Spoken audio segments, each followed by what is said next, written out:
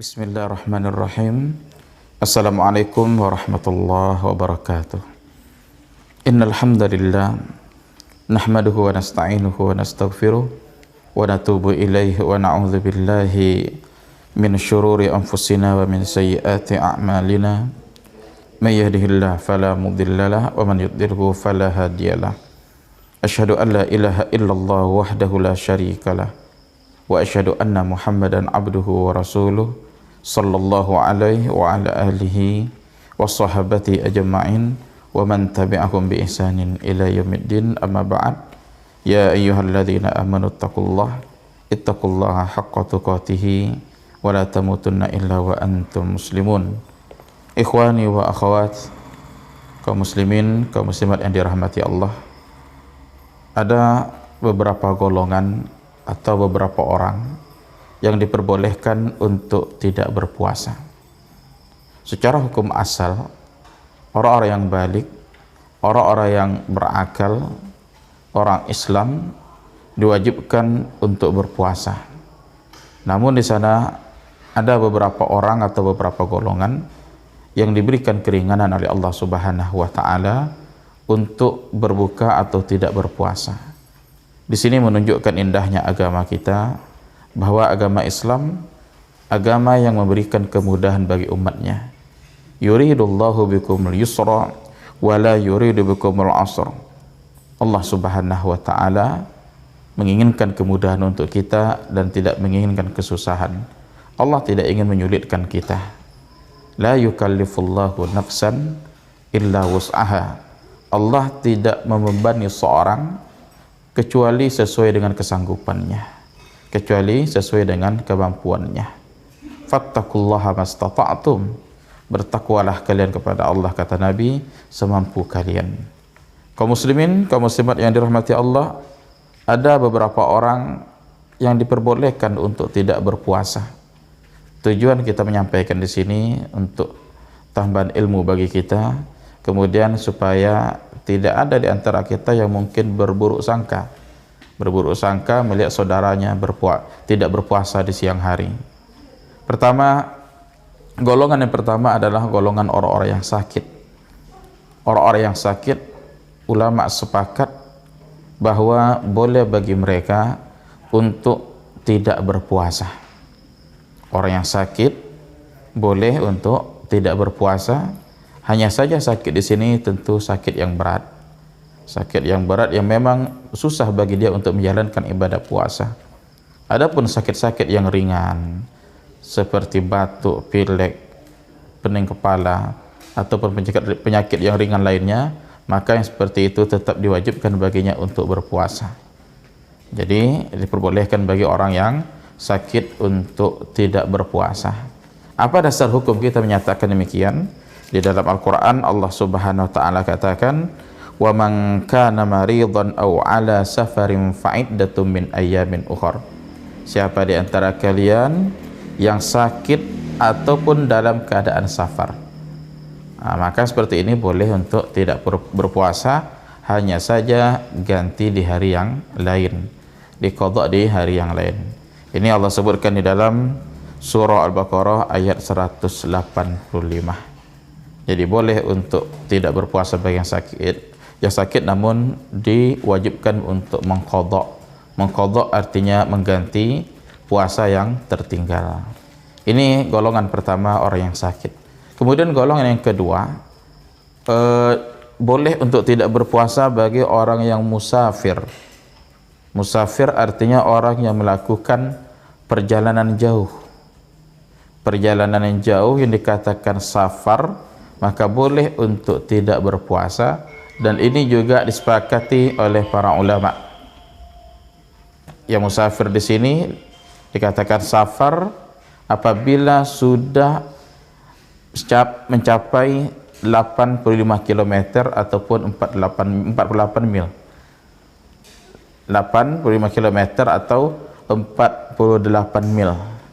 Kalau dalam bahasa hadisnya, yang mana di sana dikatakan Ibnu Umar dan Ibnu Abbas radhiyallahu anhum yaqsurani, mereka mengqasar, wa yuftiran, mereka juga berbuka, artinya tidak berpuasa ketika safar mereka sampai pada jarak 4 burut ataupun 16 parsakh.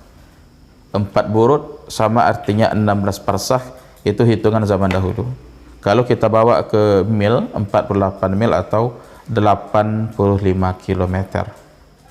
Maknanya apa? Ketika kita safar sudah sampai 85 kilometer, maka boleh bagi kita untuk berbuka di bulan suci Ramadan, dan salat yang 4 rakaat boleh kita qasar. Jadi berlaku dua-duanya. Boleh kita mengqasar, boleh juga untuk tidak berpuasa ketika kita berada di bulan suci Ramadan. Nah, ini ikhwani wa akhwati rahimanillahu wa iyyakum, ini bagi yang mengambil jarak. Artinya lebih mudah bagi kita untuk menentukan jarak, dan ini pendapat jumhur ataupun mayoritas ulama. Memang ada sebagian ulama yang menyatakan ketika seorang sudah safar, berarti sudah disebut dengan safar dan berlaku hukum-hukum safar walaupun kurang dari 85 km. Namun mungkin tidak ada dhawabit ataupun kaidah khusus untuk menyatakan safar, maka yang lebih mudah bagi kita menentukan dengan jarak. Nah, jadi orang yang musafir, ulama sepakat boleh untuk tidak berpuasa. Yang terjadi perbedaan dari segi keafdalan. Hanya ini yang terjadi perbedaan di kalangan ulama.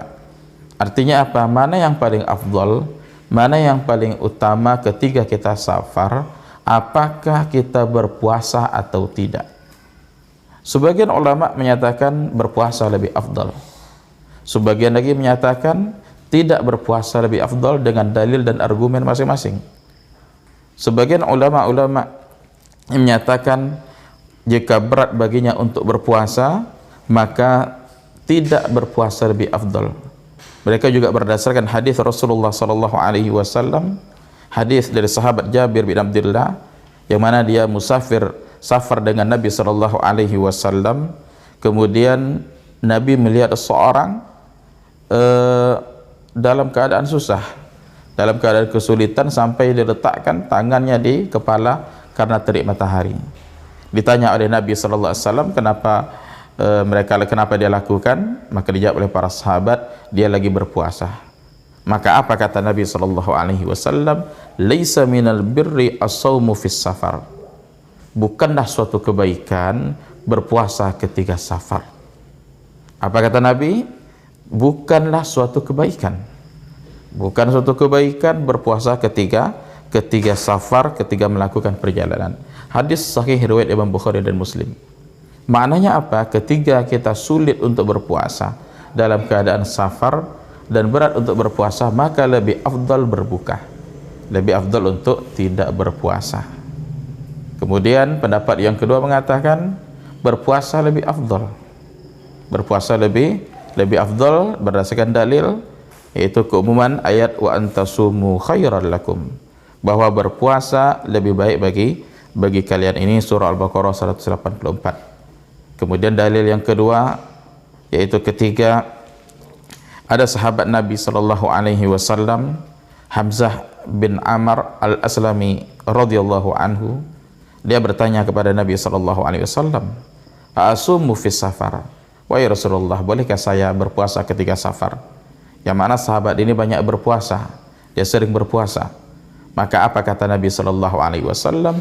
In syi'ta fasum. Jika kamu ingin, silakan puasa. Wa in syi'ta fa'aftir. Kalau jika ingin, silakan berbuka. Nah, jadi di sini Nabi berikan pilihan. Mau puasa silakan, tidak masalah. Jadi kesimpulan untuk pendapat para ulama, apakah orang yang melakukan perjalanan jauh ataupun musafir lebih afdal berbuka atau tidak, ini kembali ke kitanya masing-masing. Seandainya perjalanan kita berangkat dari Pekanbaru, mungkin ke Jawa, Jakarta, atau mungkin balik mudik ke Padang, ke Sumbar, dan ketika dia safar berat bagi dia untuk berpuasa dan sulit untuk melakukan kebaikan, maka pada saat itu lebih afdal baginya untuk tidak puasa.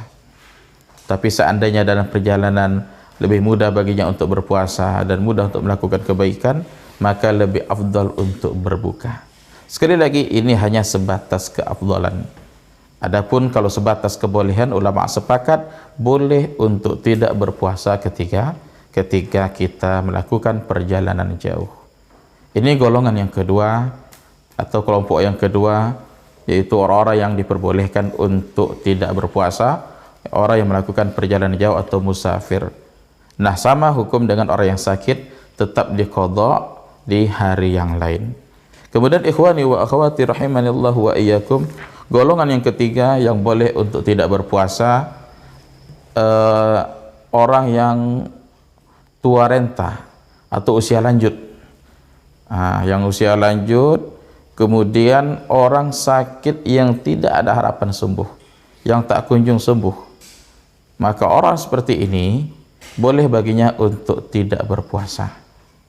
Mungkin kita punya seorang nenek ataupun kakek umur 89, bahkan mungkin ada 100 tahun, dia lemah. Ataupun kita juga punya mungkin orang tua, walaupun tidak tua, umur 40 tahun tapi tidak ada harapan sembuh, umur 50 tahun tidak ada harapan sembuh, mungkin sakit stroke yang berat, maka yang seperti ini boleh untuk tidak berpuasa.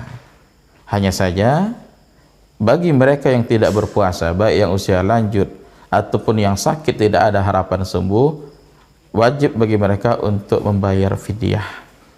Bayar fidyah 1 hari 1 orang miskin. Insyaallah nanti akan kita jelaskan bagaimana cara pembayaran fidyah. Nah, jadi intinya yang tua renta, yang usia lanjut, yang sakit tidak ada harapan sembuh boleh untuk tidak berpuasa. Kemudian berikutnya, bagi wanita hamil dan menyusui. Wanita hamil dan menyusui juga boleh untuk tidak berpuasa. Jadi ketika mungkin istri kita atau anak kita, dia dalam keadaan hamil dan dia khawatir terhadap janinnya, ataupun dia menyusui khawatir terhadap bayinya, maka boleh untuk tidak berpuasa. Nah, hanya saja ulama di sini berbeda pendapat. Berbeda pendapat bagaimana untuk wanita hamil dan menyusui, apakah mereka mengqadha? Mengqadha itu artinya mengganti puasa. Apakah mengqadha atau cukup hanya bayar fidyah, atau dua-duanya? Nah, di sini ulama berbeda pendapat. Ulama berbeda pendapat. Sebagian ulama menyatakan wanita hamil dan menyusui disamakan atau dikiaskan dengan orang yang sakit. Berarti hendaklah mereka mengqadha. Ini pendapat sebagian ulama, pendapat Abu Hanifah, ulama Syafi'iyah dan ulama-ulama yang lainnya. Jadi diqadha di hari yang lain. Pendapat kedua menyatakan cukup bayar fidyah. Cukup bayar fidyah, dan ini juga pendapat sebagian ulama termasuk sahabat Nabi SAW, Ibnu Abbas dan Ibnu Umar radhiyallahu anhum. Ini pendapat yang kedua. Pendapat yang ketiga mengatakan dua-duanya. Seandainya sanggup untuk mengqadha lebih baik, sanggup juga bayar fidyah jauh lebih baik. Nah, jadi ini kembali ke wanita hamil dan menyusui tadi. Seandainya mudah baginya mengqadha, maka mengqadha lebih baik.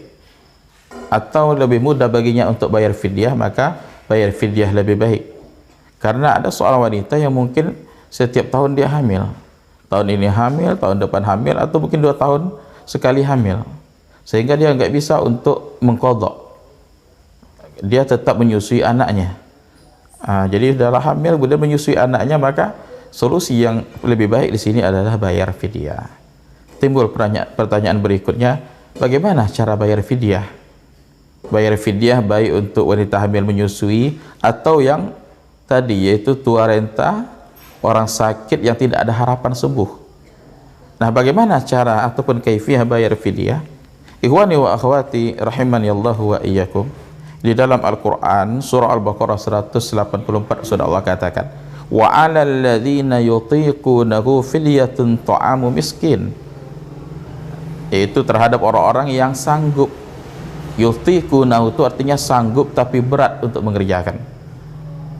Jadi yang seperti ini, mereka sanggup tapi berat mengerjakan, maka tak masalah baginya berbuka, tak masalah baginya tidak puasa. Hanya saja mereka bayar fidyah. Bagaimana bayar fidyahnya? Perhatikan ayat ini, ta'amu miskin, membayar dengan ta'am, makanan. miskin diserahkan kepada orang miskin. Maknanya apa? Tidak bisa fidyah diganti dengan uang, tidak perbolehkan. Karena jelas ayat mengatakan ta'am artinya makanan, diserahkan kepada orang miskin. Karena pembayaran fidyah tidak sama dengan pembayaran zakat. Kalau zakat bisa diberikan untuk fisabilillah, bisa diberikan ke amil ataupun yang lainnya. Adapun fidyah diberikan kepada fakir miskin. Nah, jadi kita berikan makanan. Makanan di sini bisa makanan yang sudah dimasak ataupun yang belum dimasak. Umpama ada seorang ibu tidak berpuasa selama 1 bulan, berarti 30 hari. Nah, selama 30 hari dia tidak berpuasa, nah boleh bagi dia untuk memberi makan orang miskin dengan membeli nasi bungkus atau nasi kotak di rumah makan. Dia beli nasi bungkus di rumah makan sebanyak 30 bungkus, lalu dia serahkan kepada orang-orang miskin. Kenapa 30 bungkus? Karena tidak puasa selama 30 hari. Dan lebih baik lagi disertakan dengan buah, minuman dan yang lainnya, sehingga mengenyangkan orang-orang miskin. Bisa untuk 1 kali makan, 2 kali atau 3 kali, terserah. Kalau 1 kali makan dia serahkan, sudah mencukupi, sudah gugur kewajibannya. Jadi cara pertama bisa dia beli makanan ataupun nasi di rumah makan, ataupun dia ingin masak sendiri. Dia masak di rumah, panggil 30 orang miskin, diajak ke rumah, dikasih makan sampai kenyang. Ini juga diperbolehkan, berarti yang sudah dimasak. Kalau seandainya tidak mau dimasak, memberikan yang belum dimasak berarti berasnya. Karena makanan pokok kita beras, kita berikan beras sejumlah berapa hari yang kita tinggalkan. 1 hari. Nah, di sini ada 2 pendapat ulama. Sebagian ulama menyatakan 1 hari itu 1 mud. Sebagian ulama lagi menyatakan setengah sa'. Setengah sa' itu setengah dari zakat fitrah. Setengah dari zakat fitrah berarti 1 kilo 2 ons setengah. Karena standar 1 sa' untuk ukuran zakat 1 orang menurut Majelis Ulama Indonesia 2 kilo setengah. Nah, setengah dari 2 kilo setengah, 1 kilo 2 ons setengah. Ini yang dinamakan dengan setengah sa'. Sebagian pendapat menyatakan 1/4 sa' atau 1 mud, berarti 1/4 dari zakat fitrah, lebih kurang 6 ons setengah, 6 atau 7 on untuk 1 hari. Nah, kalau seandainya mengambil pendapat yang ukurannya banyak, setengah sa' atau 1 kilo 2 ons setengah lebih afdal, lebih utama.